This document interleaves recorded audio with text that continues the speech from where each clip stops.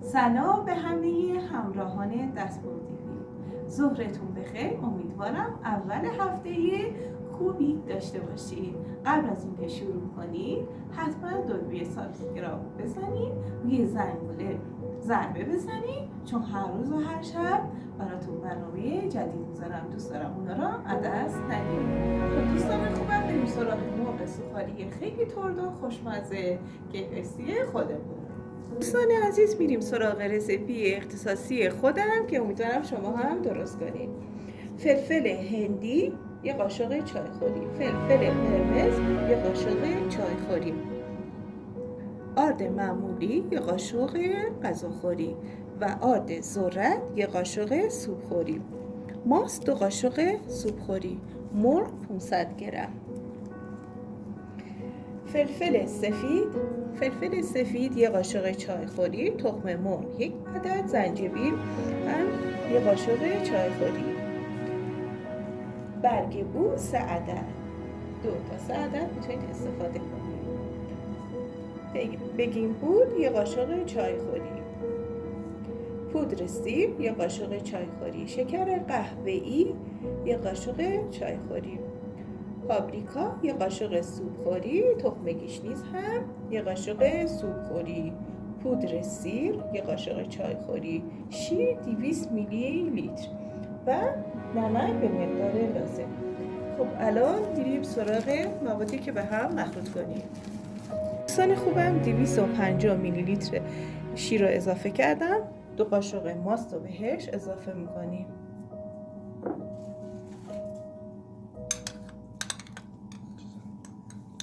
دو قاشق ماست رو اضافه میکنیم و 1 قاشق چایخوری نمک رو بهش اضافه میکنیم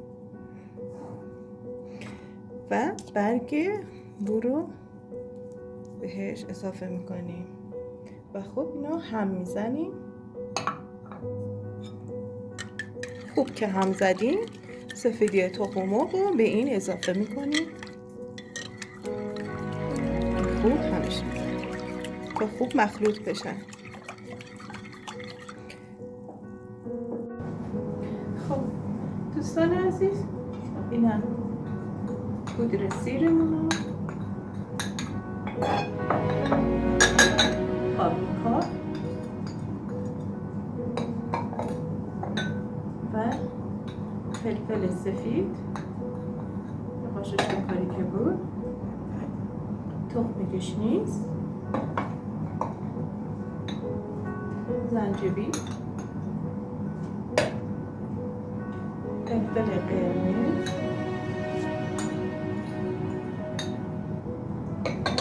با فلفل هندی همه را مخلوط می‌کنیم.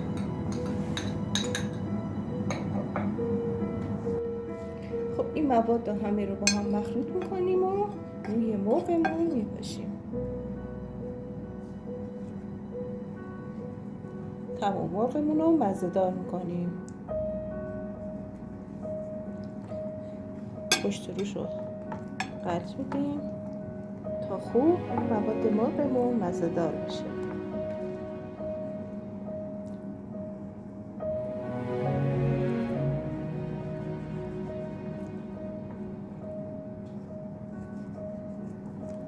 خب عزیزان، پیاز رنده شده رو بهش اضافه کنید. شما اگر پودر پیاز داشته باشید خیلی بهتره. الان مرغ رو میذاریم به مدت 1 ساعت تو موادمون بمونه.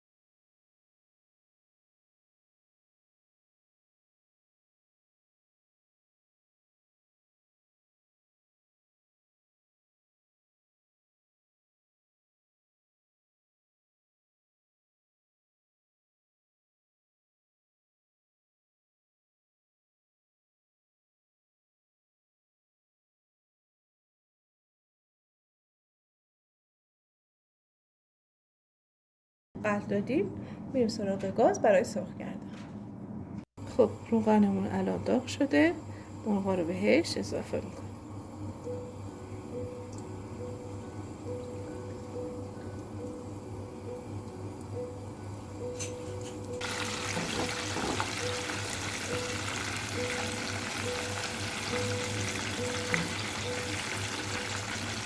باید طلایی رو به قهوه‌ای بره. این موقع مرغتون پخته شده.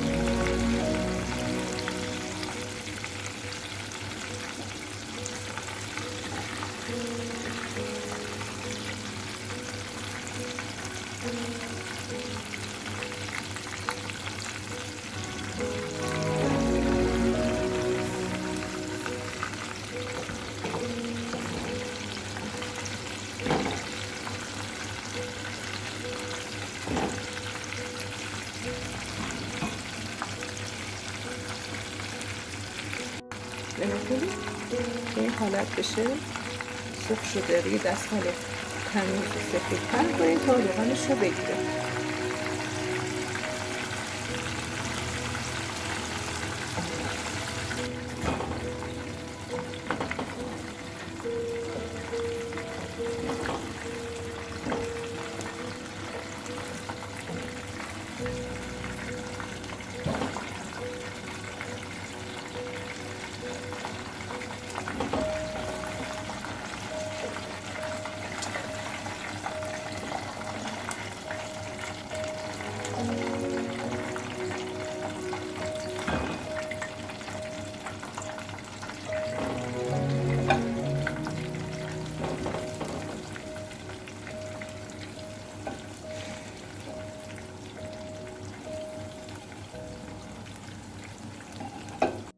دوستان خوبم، به این صورت که سرخ شد بعد میریم برای تزیین.